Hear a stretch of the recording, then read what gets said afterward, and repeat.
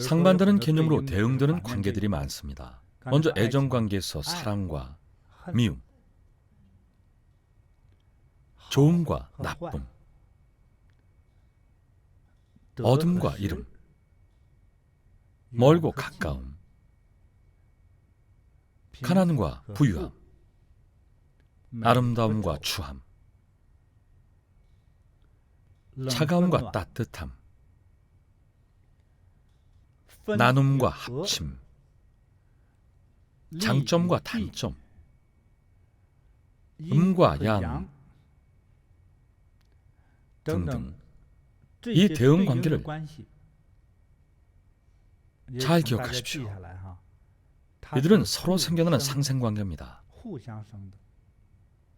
지금 부유한 이유는 과거의 가난의 핍박을 견뎌내고 필사적으로 일했기 때문입니다. 부를 일구게 만드는 원천은 가난이 주는 서름입니다. 가난의 서름이 곧 원동력이 되죠. 반면 사람을 가난하게 하는 원인은 바로 부귀입니다. 어떻게 가난의 원인이 부귀가 될 수 있을까요? 부잣집의 똑똑한 자녀들 중에 치열하게 노력하는 사람을 본 적 있습니까? 있기는 합니다. 10,000명 중에 1명 정도 됩니다. 부잣집 아이들은 대부분 사치스러운 생활을 즐깁니다. 그 이유는 간단합니다. 우리가 치열하게 노력하는 이유는 잘 살기 위해서입니다. 잘 살기 시작하면 본인이 누리는 것들을 과시하고 싶어집니다. 평소 차는 어떤 차를 몰고 어떤 음식을 먹는지 자랑하며 한 잔에 10만 원짜리 차를 마시죠. 그동안 그렇게 열심히 돈을 벌었으니 이 정도는 할 수 있다는 겁니다. 자식들도 이렇게 잘 살면 좋겠죠. 하지만 돈을 탕진하면 4대째는 더 힘들어집니다. 아버지가 돈을 탕진하면 아버지 때문에 집이 망했다며 아버지를 원망합니다. 할아버지가 남긴 돈을 아버지가 탕진하며 마약과 도박까지 했다고 원망하죠. 손자는 다시 노력해야 합니다. 학비 낼 돈도 없으니까요. 손자 세대에 와서야 다시 치열하게 노력합니다. 부자였던 집안이 가난해졌다가 다시 가난에서 벗어나 부자가 됩니다.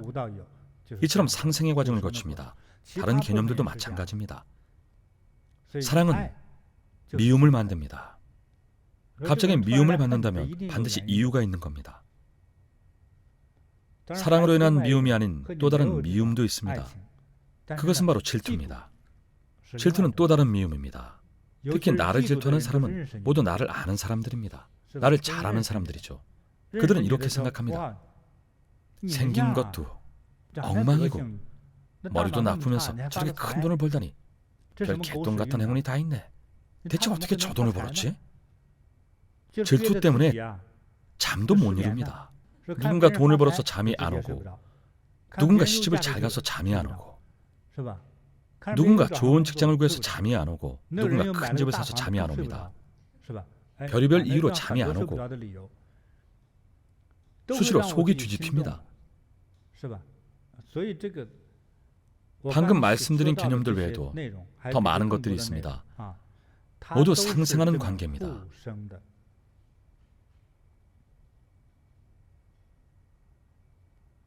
만약 두 개의 대립되는 개념을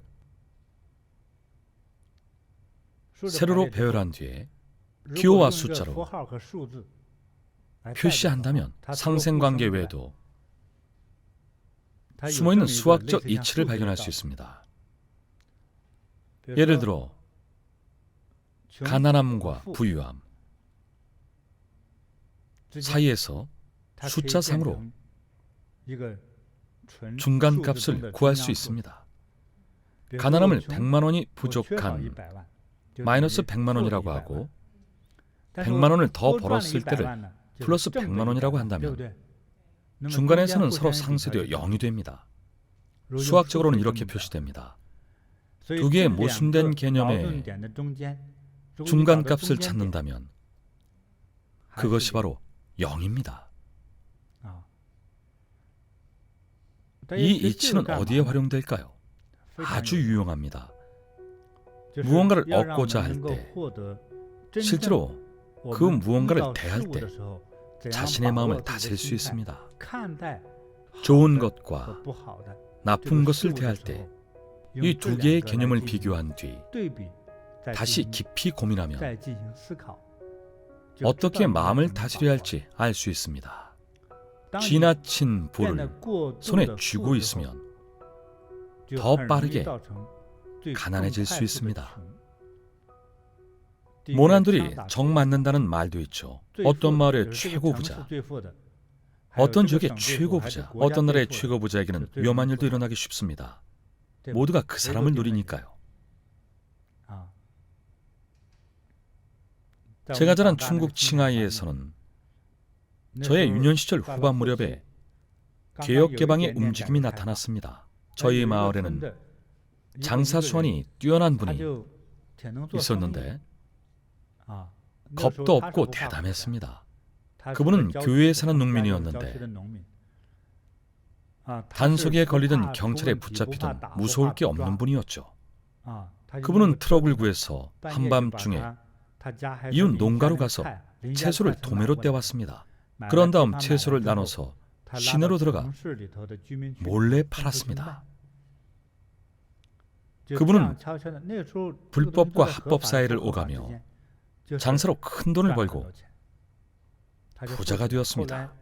처음에는 3년 트랙터를 샀다가 채소 장사로 돈을 더 벌더니 오토바이를 사고 얼마 후 자동차를 샀습니다. 그분이 차를 장만할 때쯤 마을 사람들도 그 사람이 부자가 되었다는 사실을 눈치챘습니다. 그때 저는 마을에서 10살짜리 꼬마를 만났습니다. 저도 당시 10몇 살쯤이었죠. 꼬마가 말했습니다. 형, 후시 아저씨네로 가서 대문을 부숴버리자. 오밤중에 남의 대문은 왜 부숴? 누가 저렇게 떵떵거리며 살래? 우리가 부숴버리자. 다들 자는데 그러지 말자. 꼬마는 기어이 저를 데리고 갔습니다. 꼬마는 큰 돌을 집어 아저씨네 마당에 던졌습니다. 그 소리에 아저씨 가족들이 잠에서 깼습니다. 누구야? 꼬마는 후다닥 도망을 쳤고 저도 얼떨결에 같이 도망쳤습니다. 다음에 또 가자길래 안 간다고 했습니다. 아저씨가 부자인 것이 무슨 문제냐고 묻자 부자라서 심술이 난다더군요. 그 꼬마가 몇 살이라고 했죠? 겨우 10살이었습니다. 그 꼬마는 12살짜리 다른 꼬마를 데리고 아저씨네 자동차의 타이어에 온통 구멍을 냈습니다. 자동차 양쪽에 사이드 미러를 전부 두동강에 내버렸죠. 남이 잘 사는 꼴을 보니 심술이 난 겁니다. 그 어린 꼬마가 말이죠. 꼬마의 아버지는 한술 더 떠서 그 집에 불을 내고 싶어 했습니다. 여러 가지 이유로 차마 그러지는 못했지만 마음속에는 이미 질투와 살인의 불꽃이 일어났습니다. 10살짜리 꼬마도 질투를 하는데 20살, 30살 먹은 어른들은 오죽하겠습니까?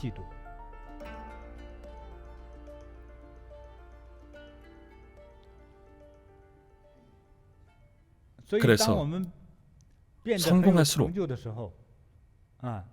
많은 문제들이 생깁니다. 상상도 못한 문제들이 생기죠. 이처럼 질투에서 비롯되는 미움을 기억하십시오. 당시 저는 배움이 부족해서 10살짜리 꼬마도 설득하지 못했습니다. 제가 물었죠. 부자가 된 후시 아저씨가 너희 집에 나쁜 짓 했니? 아니, 아주 잘해주셨어. 꼬마의 어머니가 병에 걸렸을 때 당시 돈으로 몇만 원의 돈을 망설임 없이 빌려줬답니다. 그 자리에서 당장 돈을 꺼내 치료비를 빌려줬던 거죠. 꼬마가 아저씨네 집을 망가뜨렸을 때도 여전히 빚을 못 갚은 상태였습니다. 은혜를 갚기는커녕 아저씨를 질투했습니다. 너처럼 어린 꼬마가 왜 그런 감정이 생겼을까? 저는 한참을 고민해봤습니다. 저는 이런 고민을 좋아했습니다. 왜 그런 질투심이 생긴 거니? 나도 잘 모르겠어. 그냥 아저씨네 큰 차를 보면 화가 막 치솟아서 방귀가 나올 정도야. 실제로 그 꼬마는 못 견딜 만큼 화가 나면 배가 부풀어 올랐습니다. 아빠 엄마는 뭐라고 하셔? 말도 마. 아빠는 그 아저씨 잘 사는 꼴을 못 보겠다면서 밤마다 방 안에서 뒷짐 주고 왔다 갔다 하셔.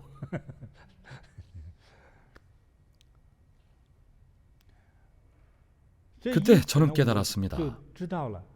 나이가 많든 적든 우리가 익히 알고 있는 그것, 즉 탐진치만이라는 부정적인 감정은 나도 모르게 불쑥 솟아오릅니다. 나보다 잘난 사람을 보는 순간 나보다 돈이 많고 나보다 잘생기고 나보다 공부를 잘하고 나보다 말을 잘하고 나보다 창의력이 뛰어나고 어쨌든 나보다 잘난 사람을 보면 이내 곧 마음이 불편해집니다. 불편한 마음의 정체는 무엇일까요? 질투심. 결국 질투심이죠. 왜 이런 질투심이 생길까요? 마음의 불편함에서 비롯됩니다. 이렇게 말하면 좀 헛갈릴 수 있겠군요.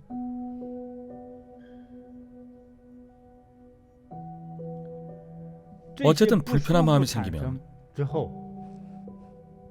남을 해치거나 심지어 죽일 수도 있습니다. 번뇌의 마음이 일어나면 사람은 동물만도 못한 멍청이가 되거나 통제 불가능한 기계가 됩니다. 음욕보다 더한 불길이 없고 성냄보다 더한 독이 없으며 이 몸보다 더한 괴로움 없고 열반보다 더한 즐거움 없네. 조그만 즐거움과 미미한 말재주, 반딧불만한 지혜로 그치지 말고 모든 것을 살펴 큰 것을 구하라. 그래야 비로소 큰 기쁨 얻느니라. 법구 비유경 안녕품. 이런 질문을 할 수 있습니다. 왜 이성을 잃죠? 무지 때문입니다. 알지 못하기 때문에 어떤 마음가짐으로 일해야 하는지를 모릅니다. 지식 수준을 높이고 교양 수준을 높이고 식견을 넓혀야 합니다. 식견이라는 것은 사물을 보는 경지를 말합니다. 사물을 보는 경지. 아무것도 배우지 않는데 경지를 높일 수 있을까요? 아무것도 모르는데 무슨 식견이 생기고 경지가 높아지겠습니까? 여러분은 너그럽습니까? 누가 욕해도 참으니 너그럽다는 분도 있죠. 욕을 20번이나 먹어도 참을 수 있습니까? 마음과 영혼을 다스리는 법을 배우고 익혀야 합니다. 마음을 닦아야 합니다. 마음을 닦는 것이 진정한 수행입니다. 과거에 6조 해능이 2명의 동자승을 만났습니다. 그중 한 동자승의 절 안에서 바람에 흔들리는 타르초를 보고 다른 동자승에게 물었습니다. 사형, 바람이 흔들리는 걸까요? 타르초가 흔들리는 걸까요? 제가 볼 때는 타르초가 흔들리는 것 같습니다. 그러자 사형은 바람이 흔들린다고 대답했죠. 해능은 뭐라고 했을까요? 흔들리는 것은 너희의 마음이다. 얼핏 들으면 해능 대사의 대답이 다소 엉뚱하게 들릴 수 있습니다. 사람이 보는 사물은 마음속 형상이 반영된 것입니다. 정말 마음이 흔들리는 걸까요? 해능은 왜 흔들리는 것이 마음이라고 대답했을까요? 그것이 바로 식견입니다. 모든 사물에 대해 가장 결정적이고 가장 중요한 식견이 작용한 것입니다. 특히 물질, 감각, 연상, 반응, 의식 중에 의식이 바로 사물에 대한 식견과 인지입니다.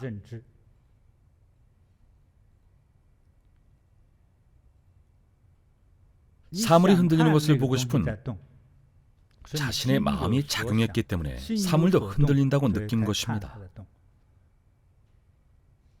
초원을 다니는 사슴을 보려 할 때는 초원을 달려가고 있는 사슴이 있는지를 찾습니다.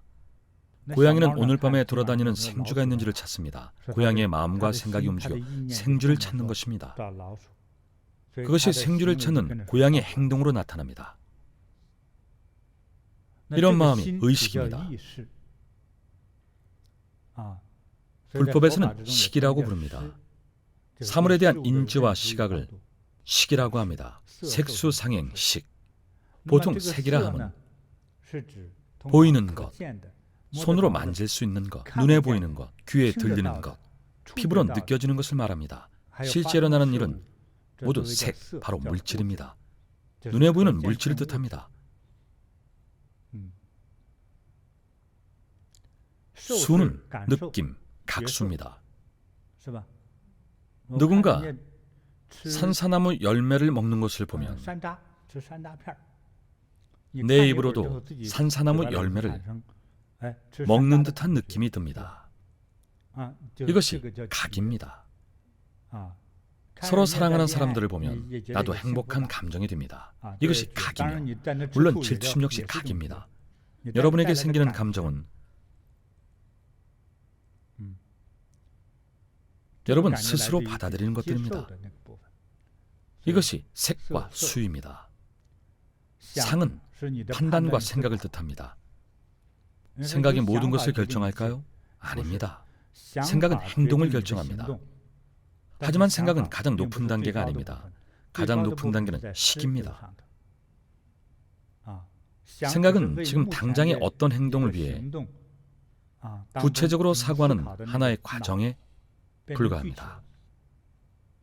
예컨대 큰 집을 짓고자 한다면 그 자체는 생각의 큰 틀입니다. 어떤 집을 짓겠다고 생각하는 것이 상입니다.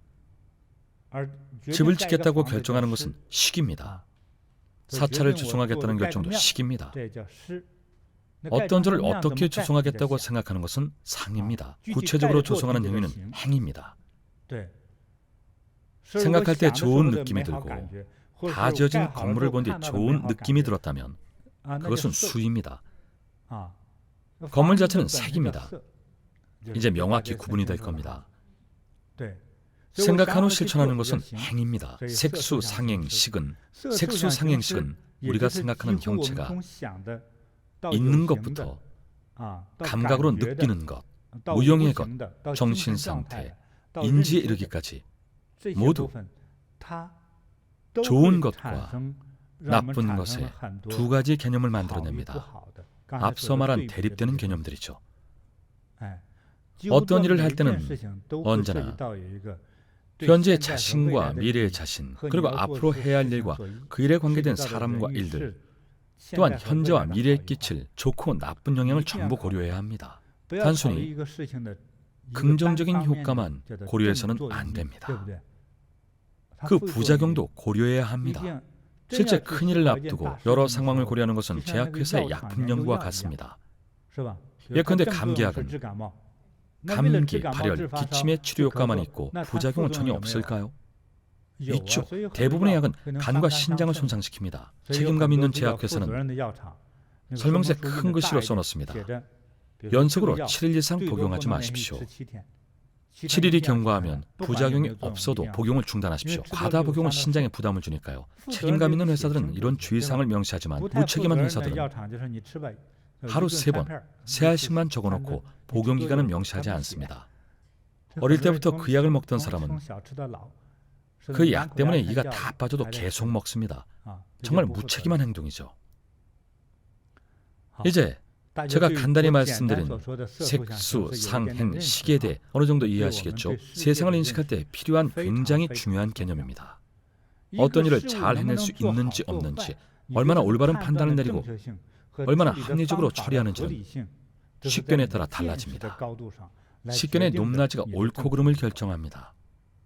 요즘 사람들이 내리는 결정은 대부분 자신에게 이익이 되는 눈앞의 이익을 위한 결정입니다. 다른 것들은 고려하지 않습니다. 예컨대 대학 진로를 정할 때 요즘은 의사가 제일 잘 나가고 돈도 많이 번다는 생각만 합니다. 그런데 의사의 고충에 대해서도 과연 생각해 보셨나요? 그렇죠? 위험한 순간들이 참 많습니다. 의사나 간호사들은 환자에게 주사를 놓을 때 실수로 날카로운 주사 바늘에 자기 몸이 찔릴 수도 있습니다. 더 최악의 상황은 다른 사람의 몸에 꽂혀있던 주사 바늘을 꼽다가 실수로 자신 또는 옆 사람을 찌르는 경우입니다. 의료 폐기물을 수거하다가 날카로운 수술칼과 바늘에 찔려서 전염병에 감염이라도 되면 어찌 될지 생각해 봤을까요? 수술에 실패하면 어떨까요? 제가 기억하는 사례 중에 어느 병원에서 환자에게 놔주는 수액에 약이 아닌 알코올을 넣은 적이 있습니다. 환자는 그 자리에서 죽었습니다. 의료과실을 책임지려면 어떻게 해야 할까요? 이런 상황은 생각도 안 해보고 그저 의사가 되면 큰 돈을 번다는 생각만 합니다. 긍정적인 부분만 생각하죠. 집도 가난한데 뭘 그렇게 따지나. 일단 의사가 되고 보자. 어떤 직업이든 어떤 행동이든 그것이 가져올 이점을 더 깊고 면밀하게 관찰해야 합니다. 지금 당장은 좋아 보이는 것들이 미래는 문제가 될 수도 있으니까요. 하지만 사람들은 뭐가 어찌됐든 당장 눈앞의 이익만 취합니다. 눈앞의 이익만 얻고 나중에 위험은 까맣게 있다가 결국 우리 했던 일이 터지고야 맙니다. 오은의 일어남과 사라짐을 사무치게 이해할 때 그는 기쁨과 즐거움을 얻는다. 이것을 아는 이들에게 그것은 감로수이다. 법구경.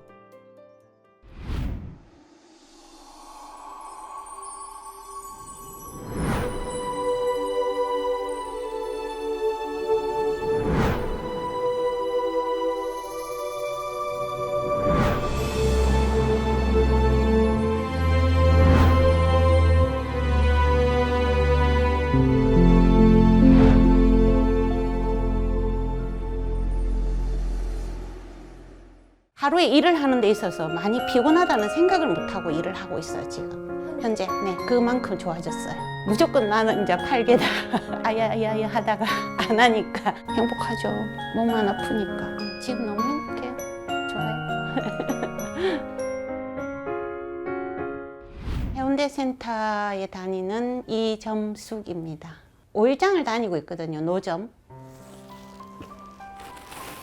30대 후반부터 장사를 했었는데 드는 게 야채를 하다 보니까 보통 기본이 20kg예요. 들었다 놨다가. 주로 박스로 해가지고 그걸 1톤 실어야 되고 실는 거는 또 그렇다 치더라도 또 예려서 소분해서 해야 되는 일들이 이 몸이 건강하지 않으면 절대로 해결할 수 없는. 근데 이 일이 건강해도 하다 보면 아픔이 올 수밖에 없는 일이네. 병이 올 수밖에 그렇죠. 없는. 일 안 하는 날은 정말 하루 종일 누워 있다시피 정도 해도 개운해지지가 않고 몸이 이 완전 물 먹은 솜처럼 막 무거웠지. 붓는 거, 좌골 신경통, 다리 치내리는 거, 허리 척추 전방 전이증. 척추 전방 전이증은 25년 전에 받았었고. 지금 한 2cm 정도 밀려 나와 있는데 더 밀려 나오면 나중에 정말 쇠를 박아야 된다고 하더라고. 이제 무거운 거 못 든대. 내보고 무거운 거 들지 말래. 근데 안 들 수가 없잖아. 먹고 살아야 되는데. 자고 일어나면 허리 양말도 못 신겠는 거야. 아파서. 그것도 왼쪽 이 엉덩이 뼈 쪽이 끊어낼 듯이 아팠어요. 다리에 치가 내리면 여기 촛대뼈 위로 내리는 다리치 뼈 위로. 그러면 새벽 2시에 자다가 일어나가지고 타일을 해가지고 뽑고 그러면 이게 좀 완화가 돼가지고 조금 잘 수 있었고. 그런데다가 이제 손님들 응대하기가 좀 까다로운 손님들은 스트레스를 많이 주거든. 스트레스를 받으면 더 떨게 돼. 더 달달달달 떨게 돼. 내가 느껴 그거를. 이 채머리까지도 떨게 되는 거지. 그렇게 되다 보니까는 침 맞으러도 가보고 근육 치료도 받아보고 좋다는 식품 한 번에 약값이 거의 뭐 70만 원? 진짜 버린 거 다 투자하다시피 다 먹어보고 접시 경락이라 해가지고 막 하루에 번 돈 거기 갖다 다 해보고 했는데도 그때 효과는 조금 있지만 더 이상의 좋아지는 그런 거는 없었어.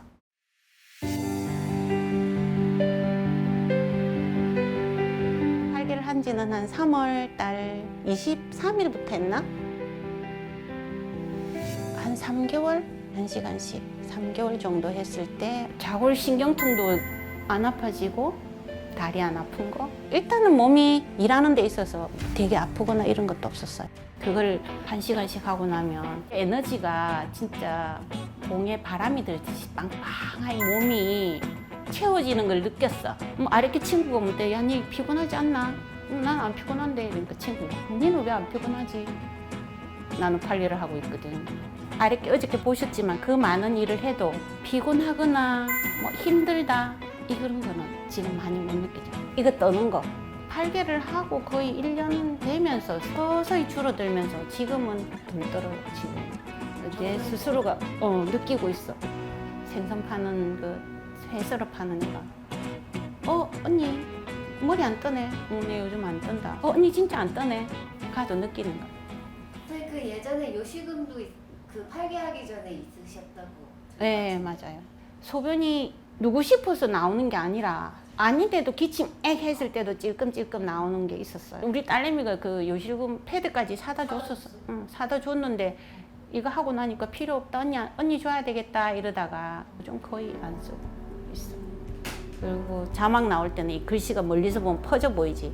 난시 안경을 맞춰가지고 썼었어요. 끼고 왔었는데 지금은 뭐 좀 그다지 볼만하니까 안경 써보나 안 써보나 거기서 거기. 비슷해요? 네, 맑아진 느낌. 많이 이렇게 반쪽 하면 된다. 마음 편해지고, 기분 좋아지고. 팔개가 좀 도움이 되겠나요, 교수님 또? 도움도 되고. 예를 들어서 비싸다 해가지고, 아이고 양파는 싸다 카드만 원래 왜 이래 비싸나? 아이고 마트보다 비싸네. 옛날에는 만약 그러고 갔으면 그 스트레스가 해결이 안 됐어요. 안 됐죠. 화가 나고 도대체 뭘 보고 다녀? 뭐 그런 식으로 막 했었지. 근데 지금은 웃으면서 언니야 물건 좋은 거니까 좀 잘 보고 다녀. 마트 물건하고는 달라. 그러고 많이 웃으면서 그냥 지나갈 수 있는 거. 긍정적인 마인드로 많이 바뀌는. 어떨 때는 막 종사님이 막 수행은 계속 돼야 됩니다는 그 소리가 부담도스럽지만 하면 좋아지니까 너무너무 감사하고 행복하죠. 감사합니다. 앞으로 쭉 팔개 내공 할 수 있는 한 최선을 다해서 감사드립니다.